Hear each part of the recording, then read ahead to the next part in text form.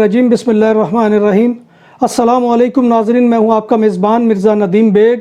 Programme views on news with Mirza Nadeem Baig में नाज़रीन मोहतरम, आज 29 अक्टूबर का दिन है और जुमेरात का रोज़ है। जुमेरात के रोज़ के ख़बरनामे के साथ आपकी खिदमत में हाजिर हूँ, जिसमें स्पेन, यूरोप और दीगर ममालिक की दिन भर की अहम ख़बरें शामिल होती हैं।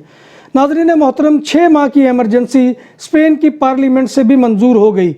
अपोजिशन की जमात पार्टिदो पॉपुलर ने वोटिंग में हिस्सा नहीं लिया और एक एतबार से खामोश हमायत कर दी और इस तरह हुकूमत स्पेन एमरजेंसी में 6 माह की तोसी मंजूर कराने में कामयाब हो गई। कतालान हुकूमत का वीकेंड पर कतालुनिया के देहातों और शहरों के दरमियान आमदोरफ्त पर पाबंदी लगाने का फैसला। इसी तरह दूसरे सूबों के लोग भी कतालुनिया की सरहदों को बंद कर किया जा रहा है। ये नए इक़दाम जुमा सुबह 6 बजे नाफिजुल अमल होंगे और 15 दिन तक जारी रहेंगे। यानी अंदरून कतालुनिया आमदोरफ्त की पाबंदी सिर्फ वीकेंड पर है और दीगर इलाकों से कतालुनिया आने जाने की पाबंदी 15 दिन तक मुसलसल रहेगी। स्पेन कोविड वैक्सीन खरीदने के लिए 1 अरब यूरो से ज़्यादा की सरमायाकारी करेगा।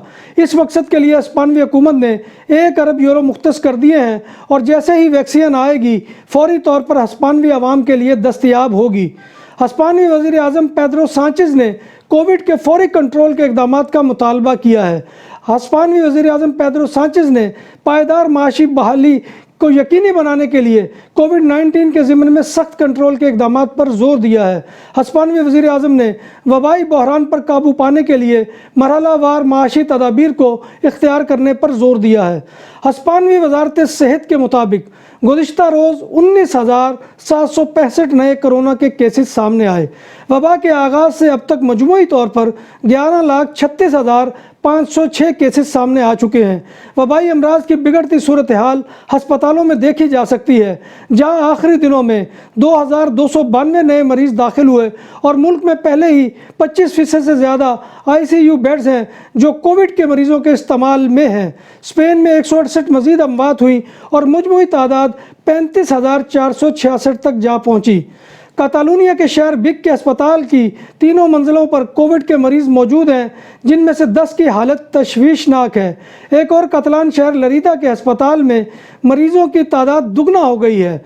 तफसीलात के मुताबिक 2 हफ्तों में लरीदा के अस्पतालों ने कोरोना वायरस में दाखिल मरीज़ों की तादाद दुगनी हो गई है। और इसके अलावा एक और शहर के अंदर जो मनरेसा शहर है कतालुनिया का, उसमें मामूल के ऑपरेशन होना शुरू हो गए हैं। तो नाज़रीन मोहतरम, इसके साथ ही बार्सिलोना की खातून मेयर आदा कोलाओ ने वज़ीर आज़म पेड्रो सांचेज़ को कहा है कि गरीब और बच्चों वाले ख़ानदानों के मकानात से बेदखलियों को रोका जाए। बार्सिलोना की मेयर आदा कोलाओ ने वज़ीर आज़म पेड्रो सांचेज़ को एक मरासला अरसाल किया है, जिसमें उनसे कहा गया है कि वो गैर महफूज ख़ानदानों की बेदखली को रोकें। मेयर आदा कोलाओ ने मौजूदा सूरत हाल में गैर यकीनी सूरत हाल में लोगों को घरों में बेदखल करने की पुरज़ोर अल्फाज में मज़म्मत की है। स्कूल के 100 तलबा 10 दिन से अपने PCR यानी कोरोना टेस्ट के नताइज का इंतज़ार कर रहे हैं। मुंतकादा सिटी काउंसिल ने इत्तला दी है कि इंस्टीट्यूट ला फरेरा दे मुंतकादा के 100 तलबा 10 दिन से अपने PCR टेस्टों के नताइज का इंतज़ार कर रहे हैं। मुकामी बल्दिया की मेयर लाउरा कंपोस ने महकमा सेहत के वबाई मर्ज़ के ज़िम्न में इंतज़ामात को तबाहकुन करार दिया है और उन्होंने PCR यानी कोरोना टेस्ट के नताइज में ताख़ीर पर तहकीकात का मुतालबा किया है। मज़ीद ज़मानतें नापसंदीदा शराइत, तारकीन या महाजर होने के सबब किराया का मकान मिलना मुहाल हो गया और फ्लैट या मालकान की तलाश में गैर मुल्की तारकीन वतन को मुकामी लोगों की तरफ से नस्ल परस्ती का सामना करना पड़ रहा है। और यह नस्ल परस्ती का शाखसाना है कि मकान के हसूल के वक्त मुकामी अफराद की निस्बत मज़ीद सख्त मुतालबात किए जाते हैं और अक्सर अकात इनको मकानात किराए पर देने से इनकार कर दिया जाता है। एक सर्वे के मुताबिक रियल स्टेट की 10 में से 7 एजेंसियाँ तारकीन वतन के साथ वाज़ेह तौर पर इम्तियाजी सलूक रवा रखती हैं। फ्रांस में गुज़िश्ता 24 घंटों के दौरान कोरोना वायरस से मज़ीद 523 अफराद हलाक हुए हैं। 22 अप्रैल के बाद एक रोज़ के दौरान हलाक होने वालों की ये सबसे ज़्यादा तादाद है। फ्रांस में कोरोना वायरस के मुतासर अफराद की मजमूई तादाद 12,44,242 हो गई है। हलाक होने वालों में रिटायरमेंट होम्स में मौजूद 235 की अमवात भी शामिल हैं। रूम ने روم حکومت نے ملکی معیشت کے سب سے متاثرہ شعبوں کو اقتصادی بحالی کے لیے 5 بلین یورو سے زیادہ کے امدادی پیکج کا اعلان کیا ہے۔ وزیر معیشت نے کہا ہے کہ یہ رقوم وصول کنندگان کو سادہ اور تیز رفتار طریقہ کار کے تحت مہیا کی جائیں گی۔ فرانس کے ساحلی شہر ڈنڈک کے نزدیک سمندر میں حادثے کا شکار ہونے والے مہاجرین کی ایک کشتی کو بچانے کے لیے فرانسیسی کشتیوں اور بیلجیم کے ہیلی کاپٹروں کو طلب کیا گیا، تاہم ایک مرد اور ایک خاتون کے علاوہ 5 اور 8 برس کی عمر کے 2 بچوں کی موت واقع ہو گئی، جبکہ دیگر 15 افراد کو ہسپتال میں داخل کرا دیا گیا ہے۔